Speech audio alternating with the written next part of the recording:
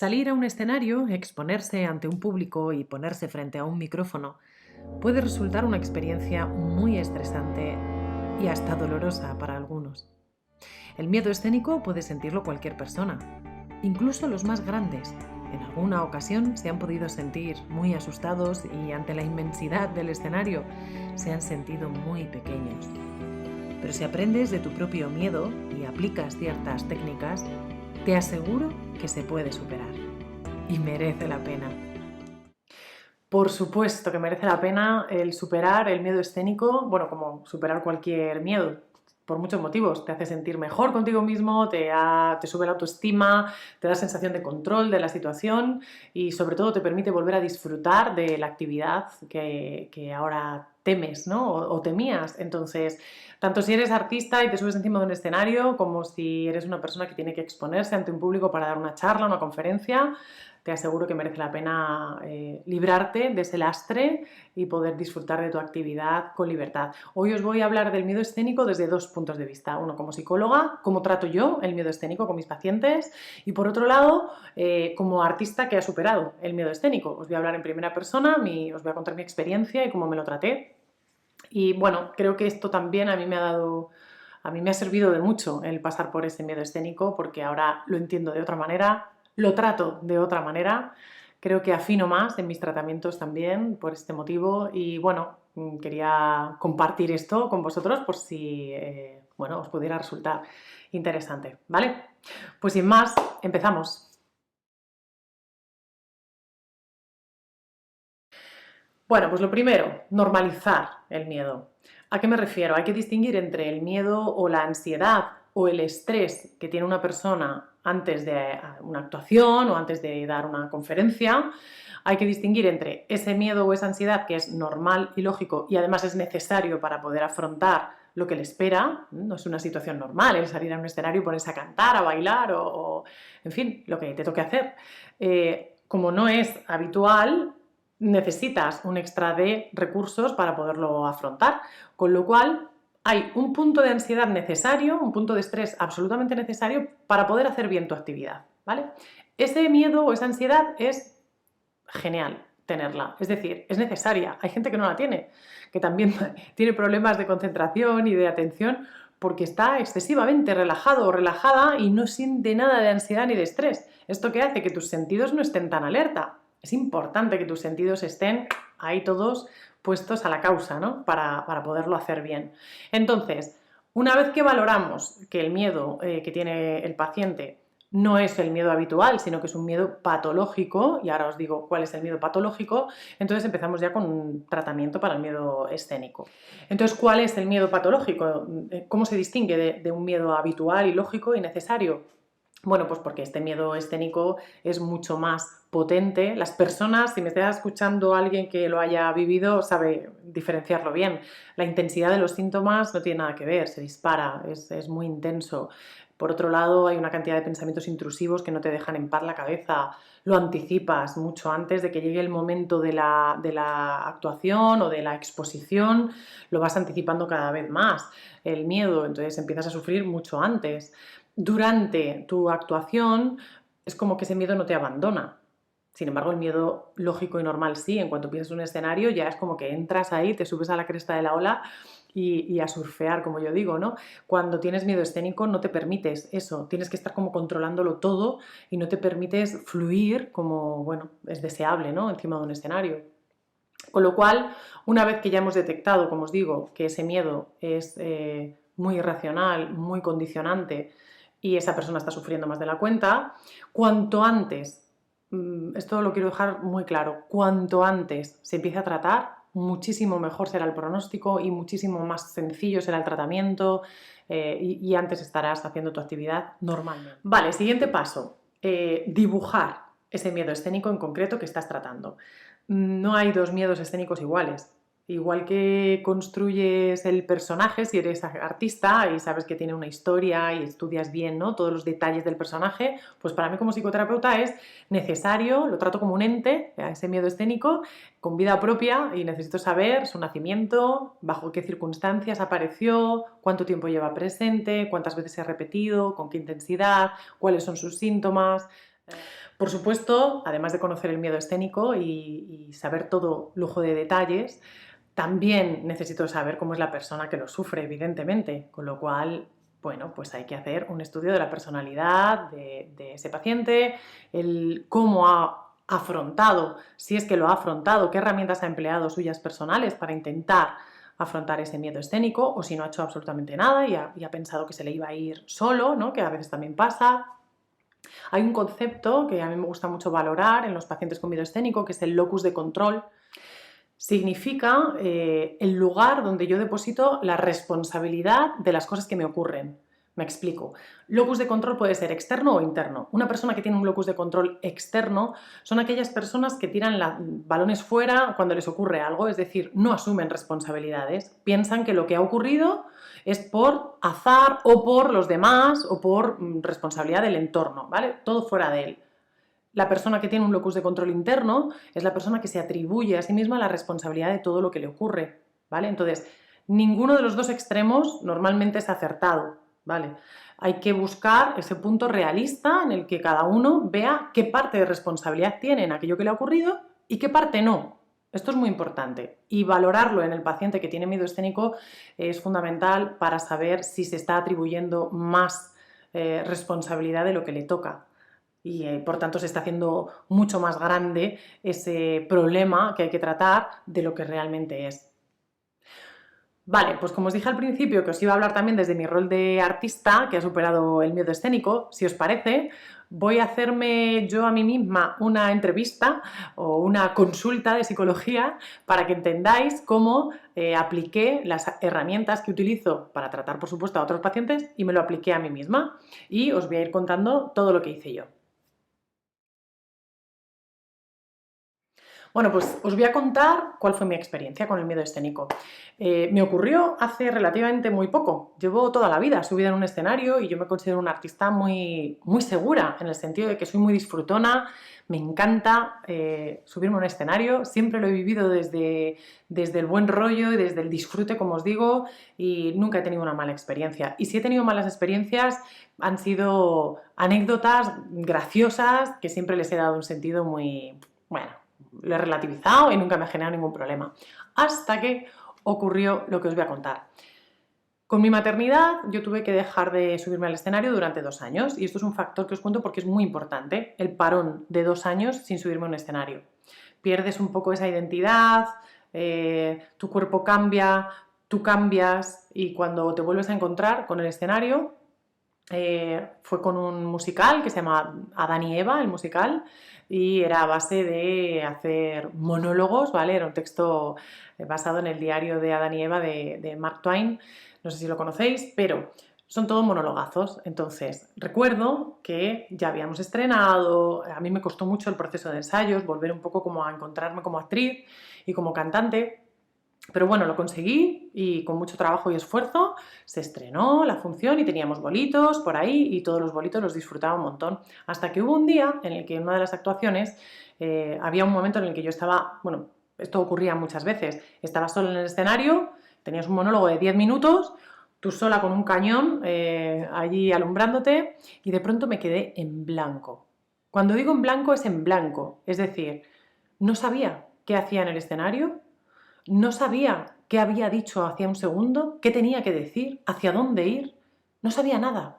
No me había pasado en la vida, os lo juro. Y fue horroroso. O sea, para mí fue una vivencia que duró eternamente y a lo mejor realmente pasaron 8 segundos. Apenas el público se dio cuenta de mi blancazo, ¿vale? De mi laguna mental. Pero os aseguro que mi cuerpo sí lo notó. Se estremeció completamente. Fue un momento de, por favor, tierra, trágame, quiero desaparecer, me quería morir, os lo juro. No es exagerado, fue horroroso.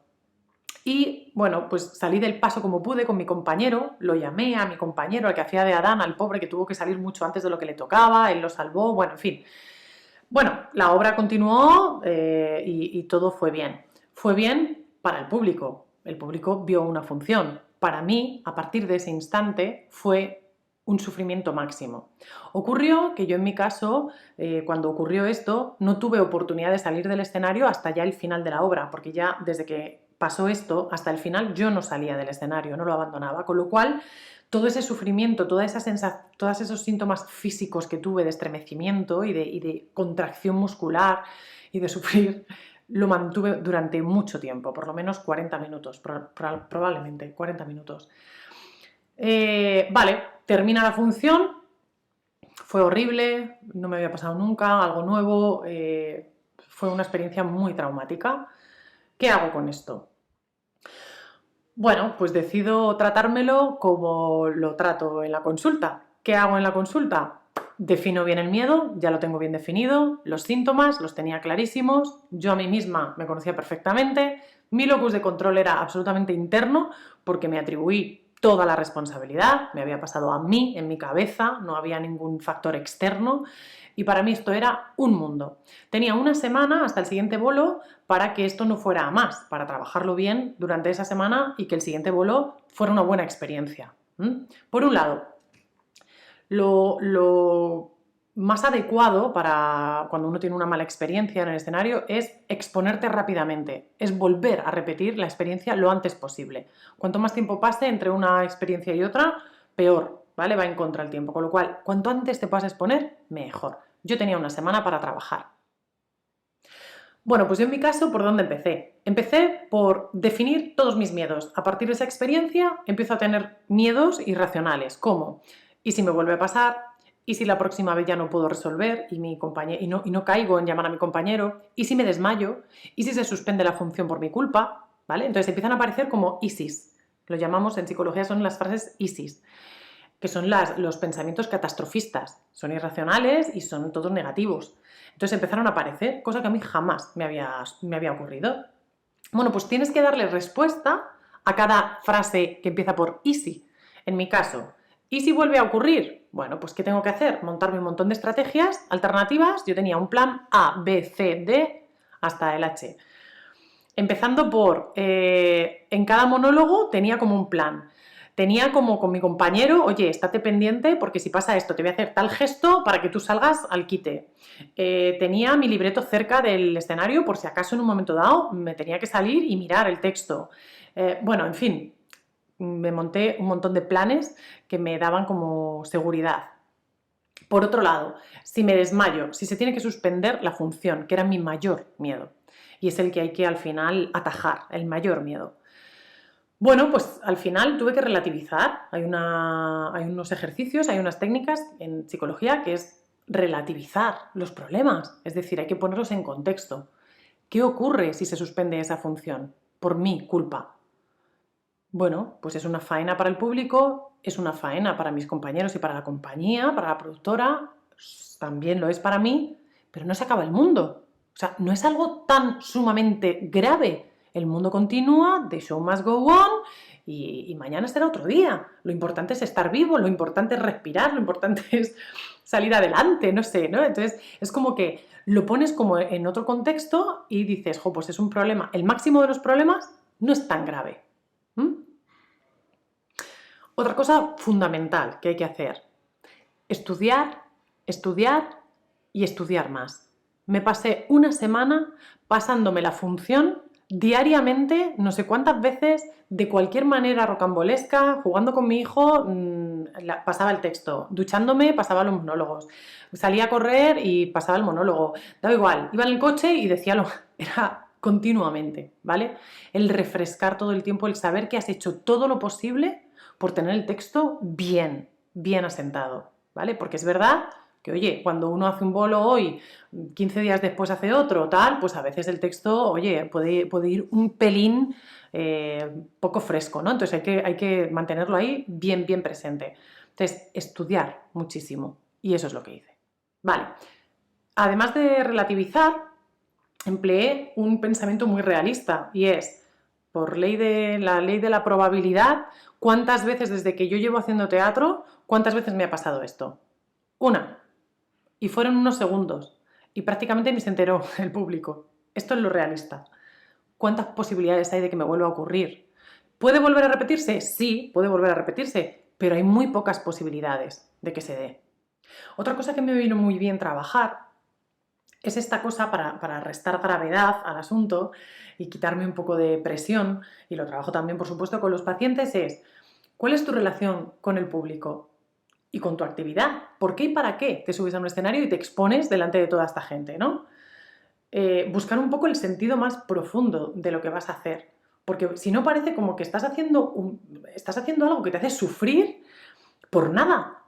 Y si tú te expones es por muchos motivos, y tienes que tener muy claros los motivos que te hacen exponerte de esa manera y que te van a hacer, a pesar de lo mal que lo estás pasando, volver a repetir y subirte otra vez al escenario. Entonces, ¿cuáles son los motivos? ¿Cuál es tu relación con el público? ¿Qué quieres conseguir con esa actuación? ¿Cómo recibe el público tu trabajo? Porque la gente, cuando va a un teatro, no va a sufrir, a criticar, a alegrarse por tus fallos, no, va a entretenerse, a recibir una historia, bueno, pues a entretenerse y a sentir cosas y a reflexionar sobre aquello que está viendo, ¿vale? Pero también hay que contar con la bondad del público. Si tú te equivocas, si tú, bueno, pues es evidente que haces algo mal en el escenario, el público sufre contigo normalmente, no te critica, sino que empatiza. Lo normal es que empatice contigo. Y si te ha pasado a ti como público, que lo has visto en algún momento, el error ajeno, ¿no? El primer sentimiento que te sale es el de compasión, es el de, ostras, madre mía, pobrecito, que pase rápido, ¿no? Este momento. Con lo cual están contigo.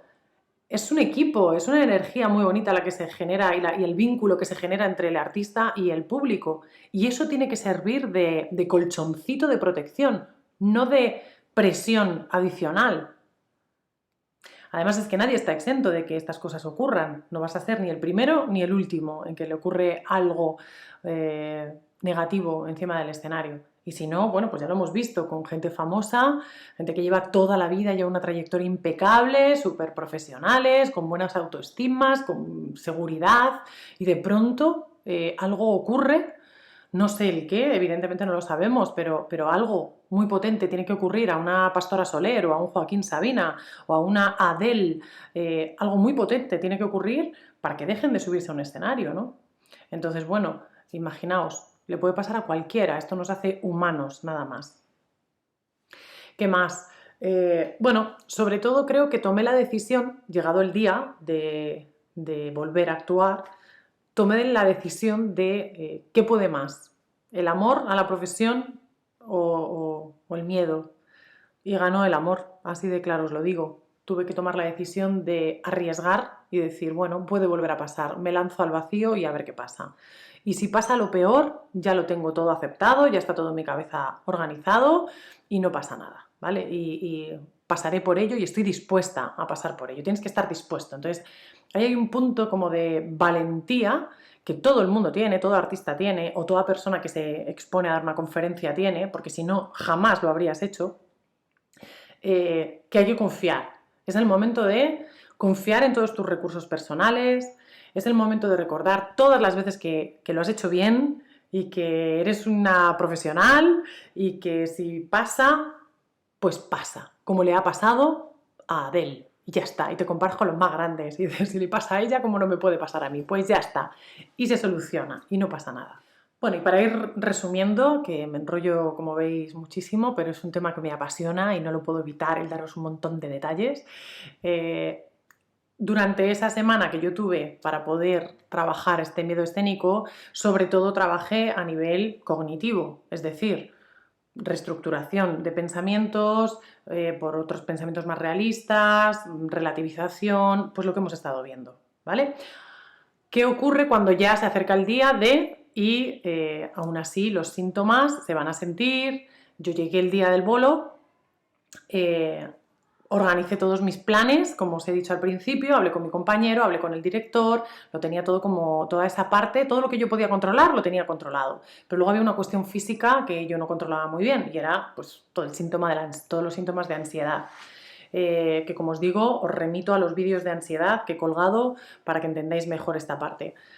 Yo por mi parte me definí una rutina y desde entonces la hago siempre. No digo la misma rutina, pero sí una rutina física, de ejercicio físico. Cuando veo que mi activación empieza a aumentar demasiado, lo que hago es ponerme a hacer ejercicio, me pongo a hacer flexiones, abdominales, tal, para consumir un poquito ese exceso de energía. Eso por un lado. Por otro lado, me hago mis ejercicios de respiración, de relajación. Hay que aprender técnicas de respiración y de relajación. Mucho, pues eso, la conciencia plena, mindfulness. He aplicado mucho estas herramientas. Bueno, ya contaros el final de la historia, ya que os habéis tragado todo el proceso, contaros que hubo un final feliz, quiero decir, una función bien, a partir de ese momento no me ha vuelto a pasar nunca, esto, ni en ese musical, ni en el resto de trabajos que he hecho, afortunadamente. Sí que es verdad que esas voces, o sea, esos pensamientos ahí, ese viruji en el estómago, me duró un tiempito después. También os digo por qué, porque como os dije, es muy importante para acostumbrarse otra vez y descondicionar ese miedo del cuerpo y volver un poco como a la normalidad. Es muy importante la exposición continua. Cuantas más funciones hagas, más te expongas, mejor. Mucho antes lo solucionas, el problema. Claro, al tener bolos, yo tenía un bolo aquí, otro dentro de 15 días, otro al mes, pues siempre había cierta inseguridad que me acompañaba, pero luego se solucionó ya en el siguiente trabajo, que ya era todos los días en el escenario, se solucionó. Bueno, pues para ir terminando ya y a modo de conclusión, como veis, el miedo escénico se trata, se supera, no solamente lo superé yo, lo ha superado muchas personas. Puedo decir que los pacientes que han venido a tratarse conmigo su miedo escénico, me siento muy orgullosa de ellos porque han conseguido ser muy valientes y han aplicado cada paso que hemos ido bueno, pues preparando en el proceso y afortunadamente lo han superado. Deciros que, bueno, evidentemente hay técnicas de las que no os he hablado, las técnicas en visualización, por ejemplo, que son fundamentales para trabajar el miedo escénico. No todo el mundo tiene la oportunidad de exponerse en vivo, es decir, de subirse al escenario o de dar una charla a los pocos días de trabajarlo en la consulta. Entonces, ¿qué hacemos? Lo trabajamos en la imaginación y funcionan muy bien las técnicas en visualización. Yo creo que hablaré de ellas en otro vídeo probablemente, si es que os interesan. Mirad, si os interesa, decidme en los comentarios.